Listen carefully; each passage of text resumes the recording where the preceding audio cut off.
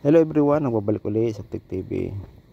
Ito guys, meron ako ditong i-repair na portable na wireless Bluetooth karaoke speaker guys. Ang issue nito guys, pinagawa sa akin, may power siya kaso di gumagana guys yung speaker. Yung speaker nito guys, speaker lang ang sira nito. Yan yan, ito muna guys.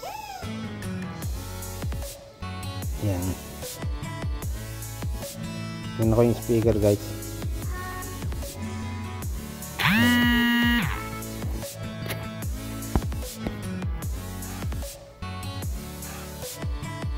Pero pagka nagkakaraoke, nakasagad, yun ang sira yung guys, yung coil nito. Yun yung suspect ko. Ito muna, tester.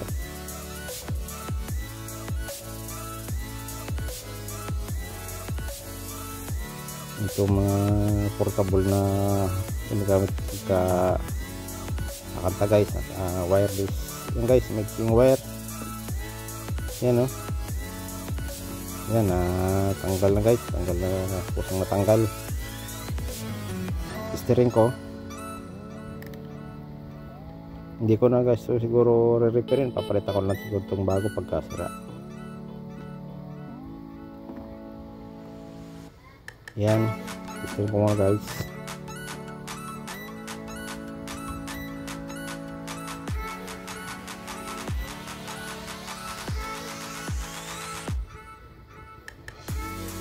Yan, open na siya sira talaga siya guys. Pala siguro bago to guys.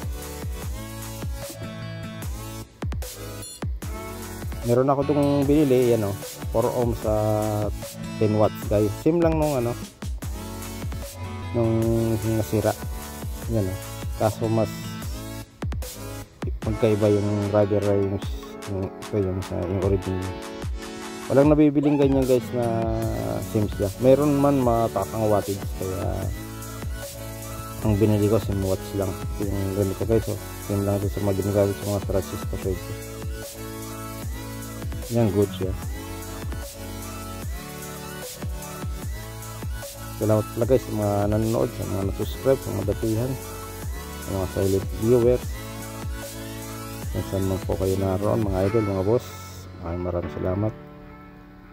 Paki-like, paki-subscribe at paki-tabil button na rin para update sa aking mga video na upload guys. Yan ito may digital pala ko dito guys, paano ko ilang ohms na makukuha.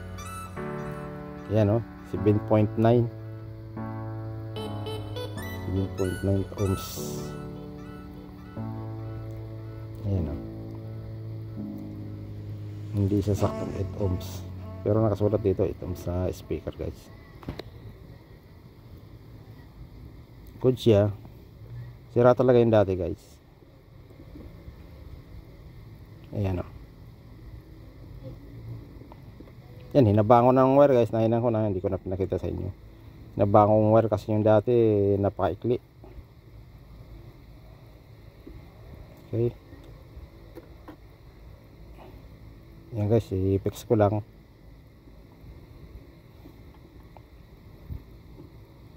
Yan, ito mga ganitong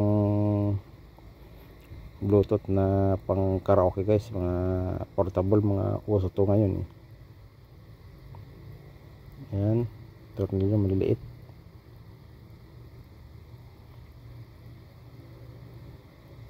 Okay,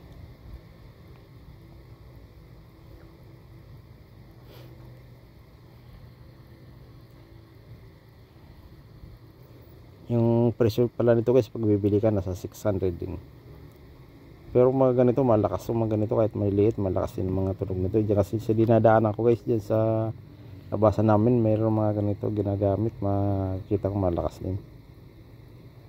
Siguro ito naka volume, hindi kontento sa lakas. Hindi naman itong tulad na ginagamit natin na karaoke na concert o kaya sa kurang mga 5 auto. Ito na mga lakas. Ito hindi naman to guys, portable lang to.